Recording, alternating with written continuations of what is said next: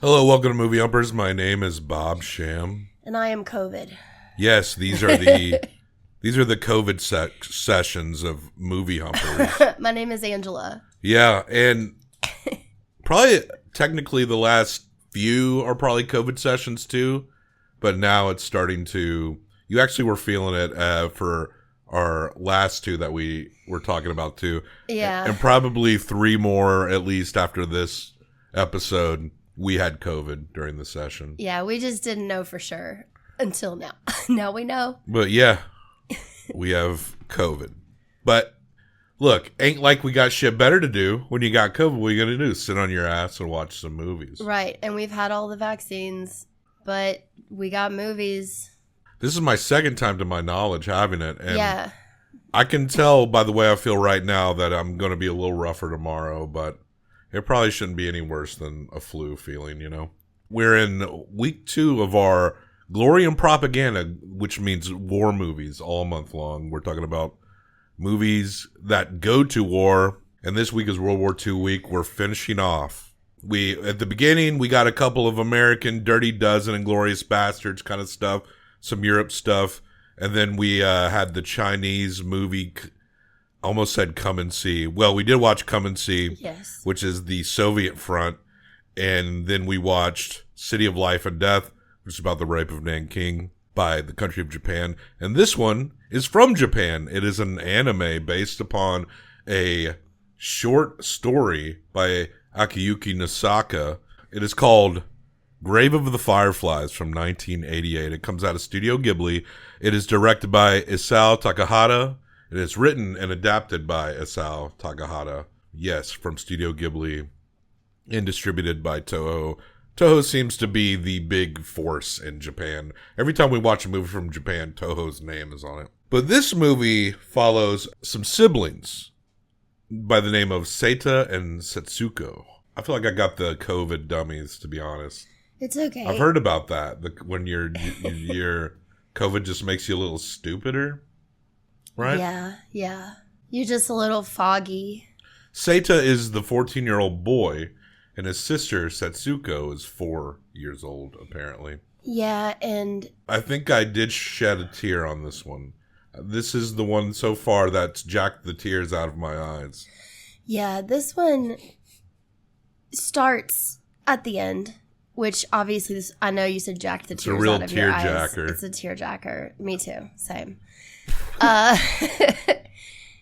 We start at the end, and then he goes back and tells his story, and it very beautifully interweaves memories with what's going on, almost in a dreamy kind of way, where for a moment you might not be sure if we're in the present or the past, but it's all surrounding him trying to take care of his sister and his memories of his sister within this horrible time where his country is being just destroyed. It's near the end of the Japanese wing of the Second World War. And before the United States dropped the nuclear bombs on Hiroshima and Nagasaki, they firebombed the fuck out of the country, which killed just as much, if not more, people when they did that, just dropping incendiary bombs that, and you know, a lot of Japanese towns seem to be very susceptible to flame. This boy and his sister, the boy is dressed like a little soldier, right? His father is off fighting. They haven't heard anything about him. His father's in the Navy. But we see him, he's very gung-ho, he's very jingoistic for Japan. And throughout the movie, when Japan does surrender, he's outraged about it. His home gets firebombed and his mother is horribly injured.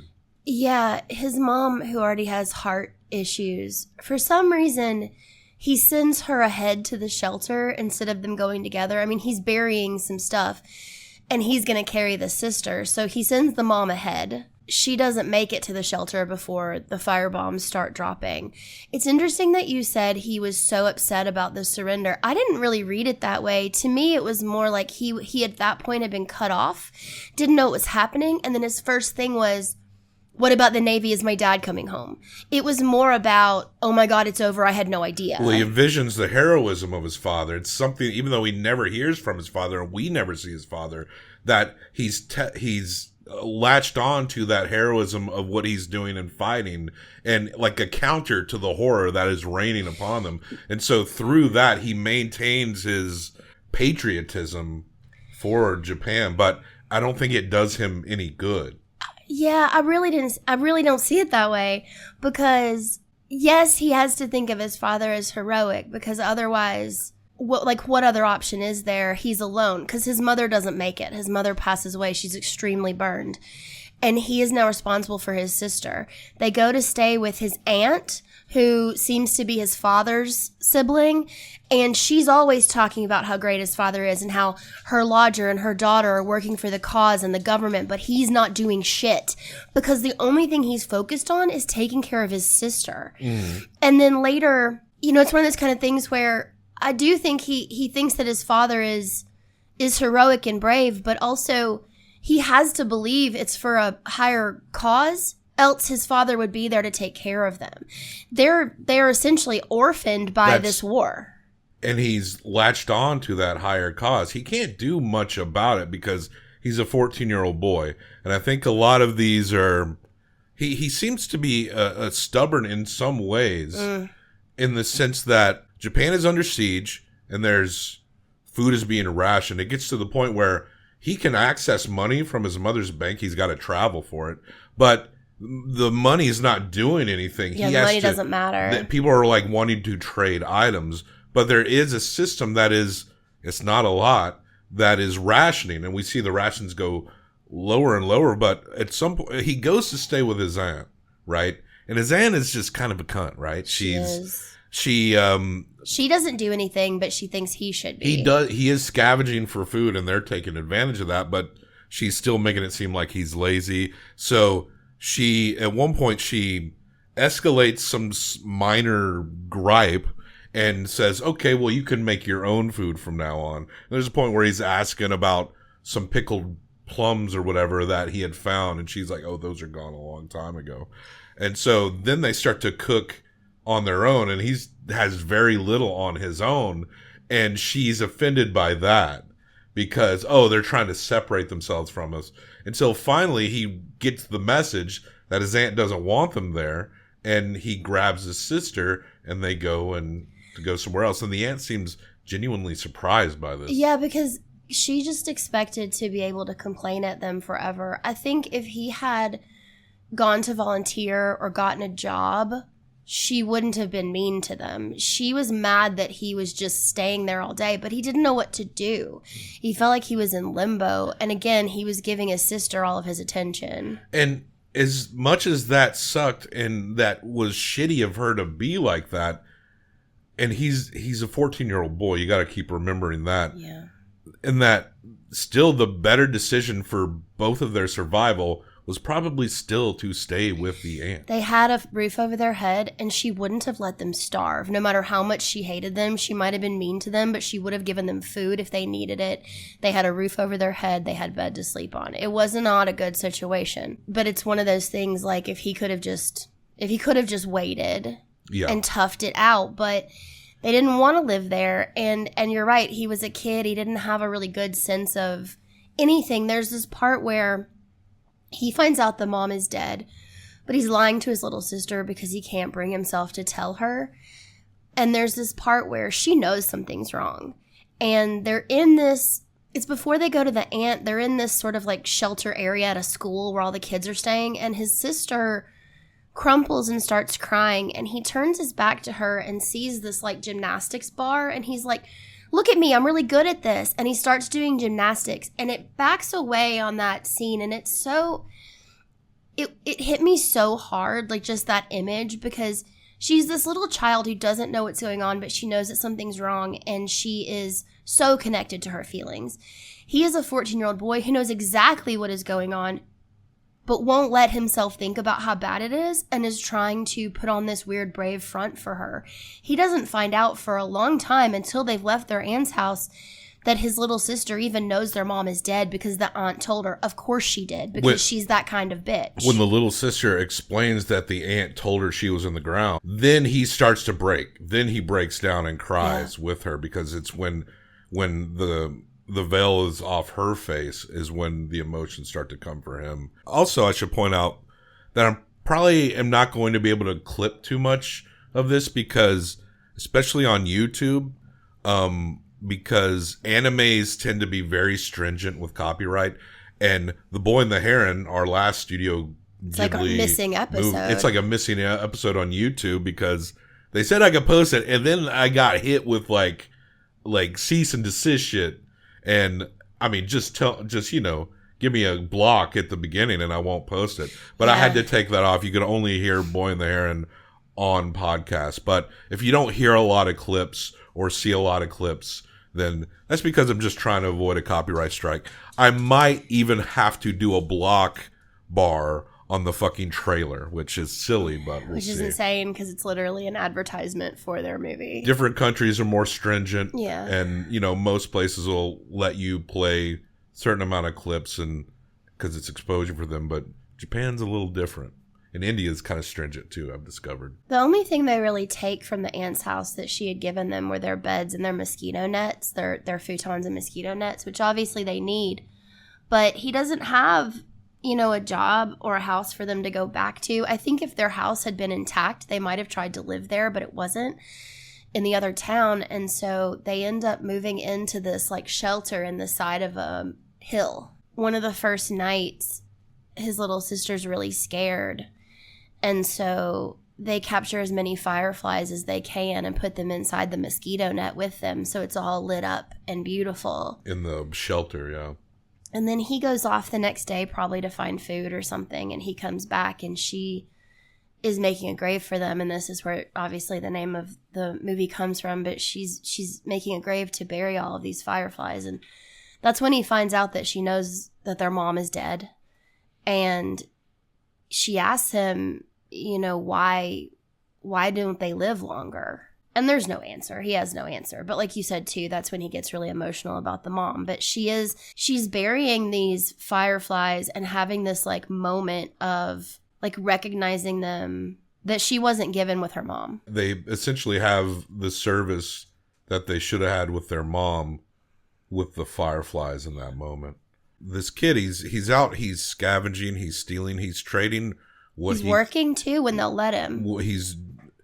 He's just so determined, and I think it is that sense of national. I do think there's an underlying sense of national pride that's projected through a missing father. He watched his own mother die, right, from what's happening to his country. So from that point, it's just pure denial to imagine that your father, who's actually out in the thick of it on a ship somewhere, is going to survive too. For sure. But he just is determined to do it on his own. And one of the men that he's traded with before tells him it's like he knows where he came from. He's like, you're just going to have to go back to your aunt's place and apologize. Now, it's hard to say. Japan is rationing heavily at this point. There's definitely not a lot to go around. And when there's a siege, things like food become less and less. The most vulnerable people are the children and the elderly. They're the ones that need the nutrition the most. A lot of adults can usually wear a little more fat on their bodies. They're grown. They're fully developed at their peak. They can usually tend to hold out longer than those two age groups. So it's really a brutal story because Seita, the brother, he's doing what he thinks is the best he can do, and he's doing it the best way possible. But he's still such a boy, such a young boy, that he doesn't understand what the best possible thing to do is. Mm-hmm. He just feels abandoned, and he feels hopeful. And when he does decide to finally, his sister becomes real sick. She has diarrhea. And when he does finally decide to, I'm going to make the journey back to the town that got firebombed where they lost their mother and their home, but there should be money in the bank. He gets money out, and he is actually able to buy things. That's when he finds out the war is over. I guess I didn't read outrage. I read like, oh my God, are you serious? And also, where is my dad? That's what I read, was not more outrage. It was more like, how did I not know? He just seemed angry.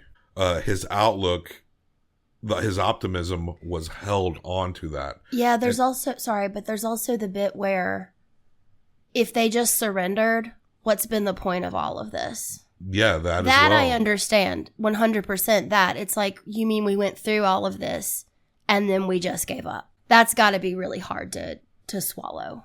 Seita's character is someone who probably would have been drafted, or their version of it, but were he a little bit older, would have happily volunteered to be in this army. For sure.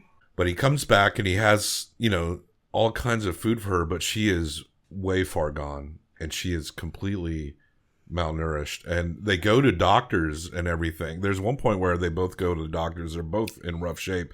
And the doctor says, you don't need medicine, you need food. That's why he goes to get that money. He takes her to the doctor, and that's what the doctor says. There's no medicine to give her. And that's when he was like, you know what? I'm going to leave you one more time. I'm going to go get this money. I'm going to buy all kinds of food, and then I'm never going to leave you again. But he comes back and he finds her like sucking on this marble. There's this story throughout about this tin of fruit drops. Yeah. And it's one of the things that he had buried. And so when he goes back after the firebomb, after his mom's dead, he does go back to like get that stuff. And he brings her this tin of fruit drops. And the fruit drops have been gone for a while. And at one point he had put water in there to make like juice from what was left. Yeah, like sugar, like a sugar drink. And then like she's sort of like just kept this tin. At one point she puts flowers in it next to the firefly grave. So this tin is ever present. And he realizes that she's sucking on marbles that she's been keeping in her tin because she's so delirious that she thinks they're fruit drops. And he gives her watermelon. He gives her a piece of watermelon.